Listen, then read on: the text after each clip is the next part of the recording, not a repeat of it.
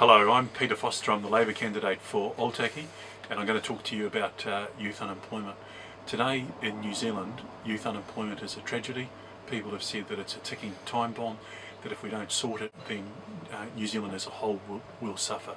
There are today 24,000 kids under the age of 20 and not doing anything. They're not in employment, they're not in education, and they're not in trained labour. We say that that's a travesty, and we have a plan to do something about it. And our plan is that every child in that category, every young person in that category would either be earning or learning. And the exciting part of it, and it is exciting, I can tell you that I find it exciting because of the work that I've done in the youth court with young people, is that there would be conversions of the dole into apprenticeships. So basically the way that works is that the first year's dole payment would be paid to an employer that would be who's willing to take people on in an apprenticeship. And as Phil Goff was saying, he spoke to a developer in Christchurch who said that if that policy came to fruition, he would take on a further 17 apprentices.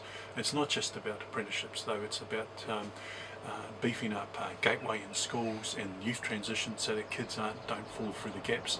And there's some other exciting parts of the policy that haven't really hit the mainstream media, and that is that there'd be an extra 5,000 free training places, 1,000 targeted to Pacifica children, young people, and 1,000 targeted to Maori people. And here's some exciting stuff. You know, right throughout the country there are people picking fruit, and it's seasonal, and so you might go down to Nelson and do some fruit picking there, and then of your own accord you might go up to the Hawke's Bay and do some fruit picking there.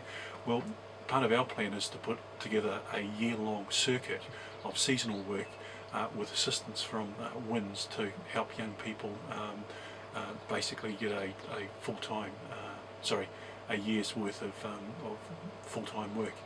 And we're also looking at making available more places in the Conservation Corps. This is really good stuff for young people.